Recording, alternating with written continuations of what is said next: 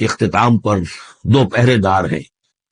یہ 2 صورتیں ہیں کہ جو اصل میں مدنی صورتیں ہیں، نازل ہوئی ہیں مدینہ منورہ میں، اور ان کا زمانہ نزول کے اعتبار سے شان نزول بھی ہے کہ ان کا حضور پر ایک مرتبہ جادو کیا گیا تھا، تو اس جادو کے اثرات کو ظاہر کرنے کے لیے یہ آیات پھر اتری ہیں، اور حضور نے پھر جب ان کی بات بار بار تلاوت کی ہے تو وہ جادو کے اثرات ہیں. یہودی نے کیا تھا جادو آپ پر، جس سے آپ کچھ چیزیں بھول جاتے تھے، کافی آپ کو دیر میں تکلیف نہیں ہے. صحیح بخاری کے اندر یہ روایت موجود ہے. ہمارے جدید کچھ ریشنلسٹ ہیں اور جو خاص طور پر منکر حدیث ہیں، وہ سمجھتے ہیں کہ اس میں تو توہین ہے رسول کی کہ جادو کا اثر ہو سکتا ہے. رسول بھی اس اعتبار سے بشر ہوتے تھے. تلوار کا اگر کاری زخم پڑا ہے تو خون نکلا، اور خون نکل گیا تو زوفتاری ہوا، زوفتاری ہوا تو بے ہوشی بھی ہوئی ہے. یعنی یہ جسم جو ہے ان کا، اس کے اعتبار سے جو بھی بخار آپ کو چڑھا ہے، بخار میں تکلیف ہوئی ہے، عالم نزع میں نہایت شدید تکلیف ہوئی ہے. تو اس حوالے سے یہ نہ سمجھیے کہ وہ بشریت کے جو لوازم ہے وہ ختم ہو جاتے ہیں، لیکن اللہ تعالیٰ کی طرف سے انہیں ایک مقام ملا ہے، ایک عصمت ملی ہے، ایک بزرگی ہے، وہ اپنی جگہ پر ہے. تو جادو کا وہ واقعہ بالکل صحیح ہے جو ہوا ہے، لیکن اس کے لیے اب یہ 2 صورتیں ہیں. اور یہاں خاص طور پر نوٹ کر لیجئے کہ یہ معوذتین، یہ ایک صورت بھی ہو سکتی تھی، لیکن قرآن حکیم نے جو عام مزاج ہے کہ صورتیں جوڑوں جوڑوں کی شکل میں ہے، تو 2 حصوں میں تقسیم کر دیا. اور اس کی تقسیم کیا ہے؟ ایک وہ چیزیں ہیں جو انسان پر باہر سے حملہ آور ہوتی ہیں، اور ایک چیز وہ ہے جو انسان کے اپنے اندر سے حملہ آور ہوتی ہے. ان دونوں کو 2 علیحدہ چیزوں میں رکھ کر اور سکھایا گیا ہمیں کہ تم ہمیشہ اللہ کی پناہ طلب کرتے رہا کرو ان چیزوں کے اثرات سے، ان چیزوں کے اثرات بد سے اپنے آپ کو بچانے کے لیے. بسم اللہ الرحمن الرحیم. قل اعوذ برب الفلق، کہو کہ میں پناہ میں آ گیا صبح کے رب کی. فلق، فلق ویسے تو یہ لفظ ہم پڑھ چکے ہیں سورہ انعام میں. فالق الاصباح، رات کی تاریکی کا پردہ پھٹتا ہے اور سپیدہ سحر نمودار ہوتا ہے. یا گٹھلی، فالق الحب والنوائے، تو وہ جو گٹھلی ہوتی ہے وہ بھی پھٹتی ہے تو اس میں سے 2 پتیاں نکلتی ہیں تو درخت بنتا ہے. اس اعتبار سے فلق سے مراد یہاں صرف صبح نہیں ہے، بلکہ جو اگلی صورت میں آ رہا ما خلق، جو بھی کچھ اس کائنات میں اس نے پیدا کیا ہے در حقیقت وہ عدم کا پردہ چاک کر کے اس کو وجود بخشا ہے. عدم سے، عدم محض سے، کریشن ایکس نہیں لو، بغیر کسی شے کے کسی شے کو بنانا. تو قل اعوذ برب الفلق من شر ما خلق، میں پناہ میں آتا ہوں اس کی تمام مخلوقات کی پناہ سے. اب آپ غور کیجئے، مخلوق ظاہر بات ہے خالق کی طرح کامل تو نہیں ہو سکتی. مخلوق کے اندر کوئی نہ کوئی پہلو جو ہے وہ کمی کا، تقصیر کا، نقص کا رہ جائے گا.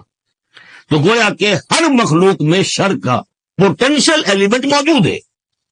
یہ دوسری بات ہے کہ اللہ تعالیٰ کسی کو سہارا دے دے، کسی کو تو اپنی طرف سے عصمت عطا کر دے، اپنی طرف سے خصوصی پروٹیکشن عطا کر دے. پوٹینشلی خلق جو ہے وہ گویا کہ مستلزم ہے، اس کے ساتھ شر کے اندر کا پہلو موجود ہوگا. قل اعوذ برب الفلق من شر ما خلق، یعنی وہ شر جو ہے خود اپنی جگہ پر کوئی علیحدہ مستقل وجود رکھنے والی شے نہیں ہے، بلکہ وہ شر جو ہے خلق کے اندر جو کمی کا پہلو ہے. جیسے ہم نے انسانوں کے بارے میں پڑھا، خلق الانسان من عجل، انسان کی سرشت میں جلد بازی ہے. خلق الانسان ضعیفا، انسان کمزور پیدا کیا گیا ہے. وہ جو اس کا ہے، جو اس کا فطرت والا پہلو ہے، جو روحانی پہلو ہے، وہ تو ہے انا خلقنا الانسان فی احسن تقویم. لیکن جو یہ حیوانی پہلو ہے اس کا جو مادی وجود ہے، اس میں تو ضعف بھی ہے. ان الانسان خلق ہلوعا اذا مسہ الشر جزوعا واذا مسہ الخیر منوعا. یہ تمام چیزیں جو ذہن میں رکھیے. قل اعوذ برب الفلق من شر ما خلق، جو بھی مخلوقات ہیں ان میں سے جو بھی شر کا پہلو ہے میں اس سے اے پروردگار تیری پناہ میں آتا ہوں. ومن شر غاسق اذا وقب، خاص طور پر یہ رات کو ڈھانپ لینے والی جو ہے رات، اندھیرا. یہ ظاہر بات ہے اسی پھر رات کے پردے میں چوری بھی ہے، ڈاکہ بھی ہے، اسی میں پھر غول بیابانی جو ہیں، شیاطین جن ہیں، ان کا بھی جو حرکتیں ہوتی ہیں.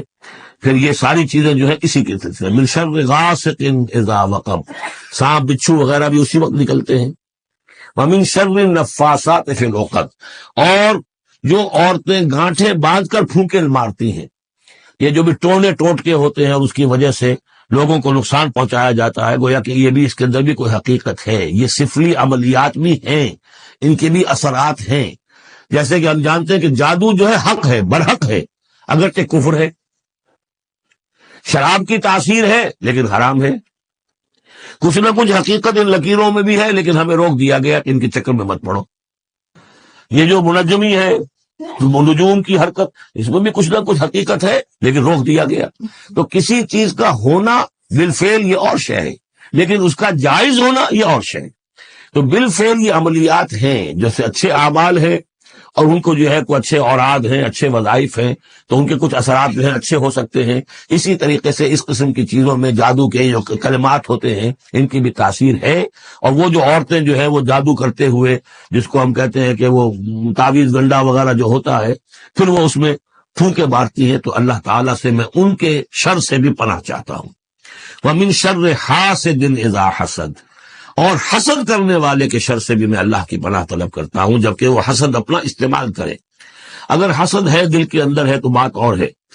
حسد کو بروئے کار لائے وہ، اور وہ انسان کے درپے ہو جائے اس حسد کی وجہ سے اس سے کوئی نقصان پہنچانے کو.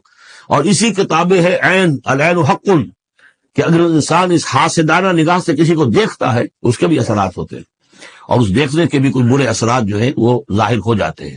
تو یہ تمام چیزیں اپنی جگہ پر ہیں، لیکن ان سے پناہ کرنے کے لیے آپ لمبے چوڑے کوئی اور سلسلوں میں نہ پڑیں. یہی معوذتین اللہ نے جو محمد رسول اللہ کو تلقین فرمائے، سارا دار و مدار ان پر ہونا چاہیے. تعوذ کرتے رہیں، اس لیے کہ ہم پڑھ چکے ہیں سورہ بقرہ میں کہ حضرت سلیمان کے زمانے میں جنات جو تھے انہوں نے یہ سارے کام شروع کیے تھے، اور لوگ ان سے سیکھتے تھے جادو ٹونا. اور آج بھی نقش سلیمانی کے نام سے بکتے ہیں اس قسم کے جو بھی تعویذات ہوتے ہیں، اور وہ ایک دھندا بنا ہوا ہے. تو اس کو لوگوں نے سیکھا، اور وہ لوگ جو ہے آج بھی ہمارے ہاں یہ چیزیں چل رہی ہیں، لیکن یہ چیزیں حرام کی گئی ہیں. اور کہا گیا ہے کہ کوئی کسی کو نقصان نہیں پہنچا سکتا جب تک کہ اللہ کا اذن نہ ہو. اگر یہ یقین انسان کے دل میں ہو تو پھر اسے کوئی نقصان نہیں ہوگا. اور ویسے تو یہ ہے کہ تکلیف اللہ کی طرف سے کسی وقت آ سکتی ہے بغیر اس کے کہ کوئی اور آپ کو پہنچا